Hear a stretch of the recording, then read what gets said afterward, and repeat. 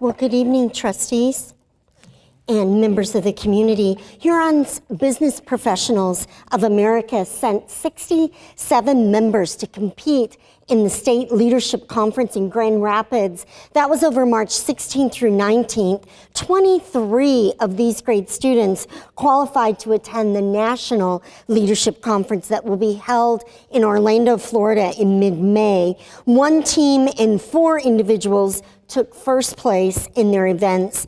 In individual events, 4 took second place, 8 took third place, and 1 took fifth place. The Huron BPA is beautifully led by our advisors, Christy Garrett, Jonathan Cook, Allison Andress, Melissa Gordon, and our director, Karen Isley. Dr. Elaine Brown, our executive director for SISS, and her team presented last evening. I believe at least 2 trustees were able to join the crowd there. They presented the Families Care Conference. As I recall, Dr. Brown, this is the second year in a row that we've hosted the Families Care Conference. Several of you were in attendance a couple of months ago with Dr. Jay Marks, and he was the presenter last night and just did a beautiful job. He was the speaker. He shared with parents, teachers, community members, and principals, and about 125, you can see the crowd there, 125 folks packed into the cafeteria at Scarlett, and the focus was on 3 topics: how parents can support their children, how teachers can support students, and how parents and teachers can work together to support our students. So we're so delighted, and many thanks to Dr. Brown and her team for bringing this conversation, a parent support, parent engagement opportunity to our community. Carpenter Elementary's Project Lead the Way teacher, we are so delighted to announce that Sarah Shemansky, she is amazing, has been selected as a master teacher for Project Lead the Way. This is a very high designation that's offered by Project Lead the Way, and it means that she will be able to train teachers and administrators who are considering starting an implementation of Project Lead the Way in their districts across the country. There are 20,000 school districts using Project Lead the Way, and only 400 master teachers in the United States. So you see, Sarah is special both here at home in Ann Arbor and across the country with Project Lead the Way. ELL teachers, English language learner teachers, Marla Metler is a contributing author in a recently published book entitled TESOL Voices, Insider Accounts of Classroom Life in Adult Education. There it is there. TESOL is the organization teaching English to speakers of other languages. Ms. Metler worked with 2 other authors on a chapter about teaching English to adult learners. The chapter is her first publication in the TESOL field. There was a presentation about this work at an international TESOL convention in Seattle. So congrats to Ms. Metler. In addition to the book, Ms. Metler has been invited to present at the Michigan Association for Bilingual Education in 2017, where her topic is the Parent-Student ELL Team, Resources and Ideas for English Language Learning Outside of School. Tomorrow night, and we are all planning now for how we will get a parking space, either at A2C at Northside or at the church down the block or in the neighboring area. But tomorrow night is the night. They come twice per year, and trustees, you know these are truly great events. They are hosting their spring 2017 Expo. When I was there just about a week or so ago, I was hearing about all the tremendous projects that students have ready to present.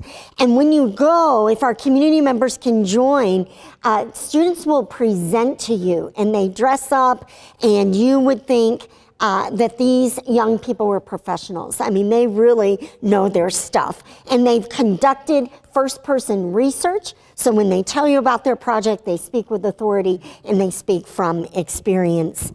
Pioneer High School held 2 special events at its Hall of Fame induction on Friday evening. I'm sorry that I was unable to join this year. I so want to go to this event. Their Booster Club, it was their Hall of Fame induction and their Booster Club silent auction Friday evening.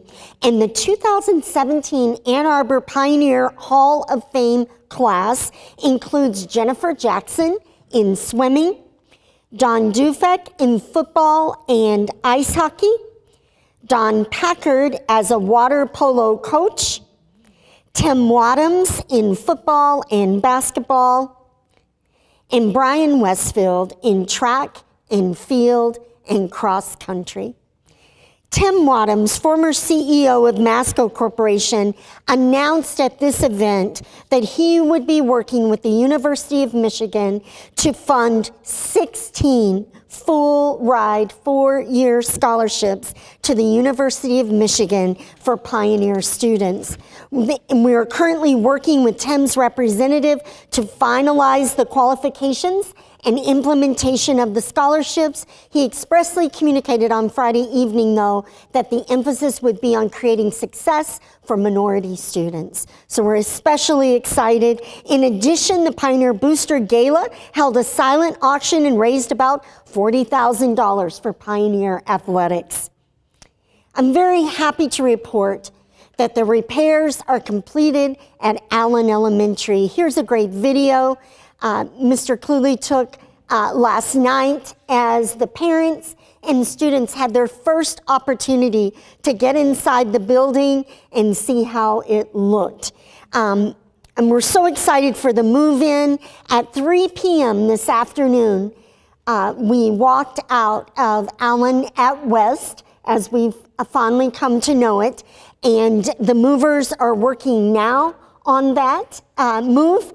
And I just had a great opportunity to be at Allen Elementary this evening, just a few minutes before this meeting started, to greet that staff. They are over there getting training on pedagogy of space, how to use their new space and their new furniture. So they were doing that this evening. Our friendly reminder, these students are out of school on Thursday and Friday of this week as we complete that move. We're so pleased to thank the Allen principal, Carrie Beal, all of the teachers and staff and parents for their patience, for their fortitude throughout this year, in making this year an amazing experience, really a learning experience, and a life lesson of learning is how to manage when things don't go as you anticipate. And our students have great stories to tell. I also want to thank the Ypsilanti Community Schools Superintendent, Dr. Ben Edmondson. I had a great interaction with him today and thanked him and his great Ypsi Community Schools Board for their support. I remember a day back in August when I was over there at their board meeting asking if we might move in for a few days, weeks, or months. We weren't sure at that time how long it would be. And so we're so grateful for their support during this time of repair. And Andrew, Mr. Cluley, would we be able to hear that student, do you think? Do we have sound? I think that would just be a much better report than me talking about it, if you're able to. The school calendar may say spring break is about to start, but for the Allen Elementary School community, there's a sense that the first day of school is nearly here. Students and their families got their first look inside the school since an August flood forced them to relocate to Ypsilanti's West Middle School. Classrooms still need to be filled with books, posters, and other materials, but the reviews are already positive. Everything looks so new. It looks so cool. One of my favorite things about the office is that it actually has an A to stand for Allen. To facilitate the move to the new building, Allen Elementary has new furniture purchased with funds from the 2015 bond that students and parents alike checked out at the open house. While excited to be returning home, the Allen community is happy that they got through their adventure together. I'm so glad all of our different classes didn't get separated into different schools. That's one thing that was super happy, that we didn't get separated into different schools. The first day of class at Allen Elementary School's renovated building will be April 12th. Thank you. Thank you, Mr. Cluley. We appreciate that.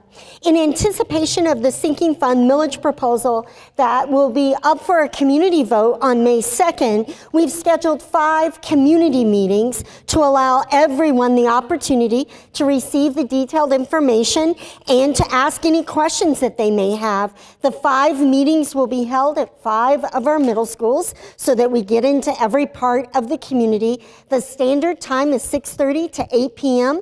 and you can see here April 13th is at Scarlett, April 18th is at Forsyth, April 20th at Tappan, April 25th at Clague, and April 27th at Slauson.